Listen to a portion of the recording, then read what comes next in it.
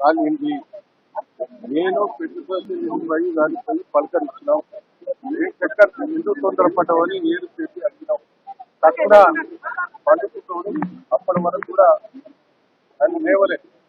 డాక్టర్లే పరిచయం అవుతున్నారు.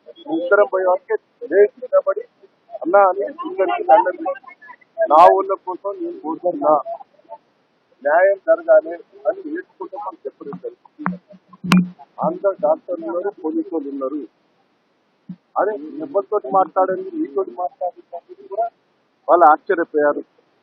ఇంకా డాక్టర్స్ కూడా ఆశ్చర్యపోయారు. చాలా ఆవేదన చెప్తున్నారు.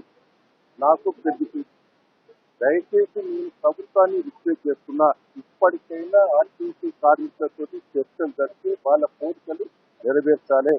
మీరు ఎన్నికల మేనిఫెస్టోలో పెట్టిండ్రు, 3 ఏళ్ళు అవుతాను, ఇంతవరకు మీరు దీని ఇంకా ఫలితాలు చెప్పలేదు. ఎన్ని బోకస్ మాటలు మాట్లాడకూడదు. దయచేసి కఠినన్ని అన్ని మాటలు చెప్పి మోసం చేశారు. మన కాళేశ్వరం కూడా మీరు చూశారు. కానీ ఇదైనా దయచేసి నేను రిక్వెస్ట్ చేస్తున్నా, కార్మికులు ఆగమించరు. ఇప్పుడు నేను తొర్రూరు డిపో దగ్గర కూడా పోయి వచ్చిన, వాళ్ళని పోలీస్ స్టేషన్ లో పోయి అరెస్ట్ చేస్తే నేను ముట్టాలని చెప్పి వదిలిపెట్టింది. అందరు పోలీస్ స్టేషన్ లో మొత్తం కొట్టి లాకప్లలో వేస్తున్నారు, పోలీస్ స్టేషన్ లో వేస్తున్నారు, ఘోరమైన లాఠీ చార్జ్ జరుపుతున్నారు. పాప అవన్నీ తెలుసుకొని వాళ్ళ కోసం పెట్రోల్ పోస్తున్నాడు. ఈయన బతకాలంటే వాళ్ళ కోరికలన్నీ నెరవేర్చండి. ఇక్కడ ఇక్కడ కూడా డాక్టర్లు బాధపడుతున్నారు.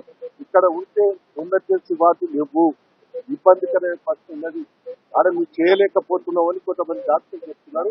ఇమ్మీడియట్లీ ఏదో హైదరాబాద్ తాలూకా ఉన్నది. దయచేసి నేను ఇప్పటికైనా చెప్తున్నా, ఈయన బతకాలంటే ఆయన ఒకటే కోరిక కోరాడు.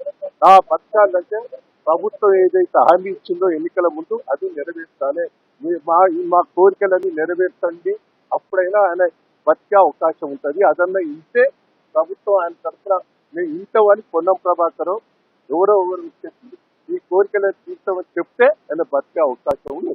అంటే కార్మికులు ఆత్మహత్య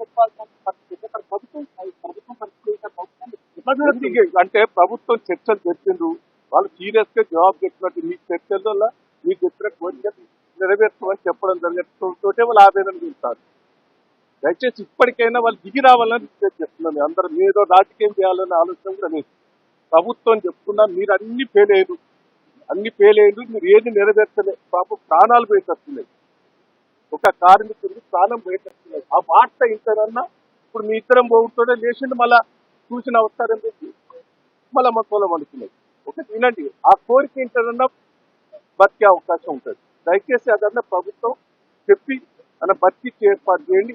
ఈయనతోటి ఇంకా చాలా మంది ఆవేదన చెప్తారు. మీ పార్టీ మద్దతు ఎట్లా కార్మికులు సమ్మెకు మద్దతు ఉన్నది. ఇవాళ నేను చూసా వాళ్ళని ఎంత బాధపడ్డారంటే, అందరినీ రాష్ట్రం అంతా కూడా పోలీసు లాఠీ చార్జ్ చేసి లోపడేసి బాధపడరా? ఏదైనా ఉంటే వాళ్ళు ధర్నా చేసుకుని నిరసన తెలపండి. కానీ దానికి వ్యతిరేకంగా పోలీస్ స్టేషన్లో పెట్టడం ఏంటి?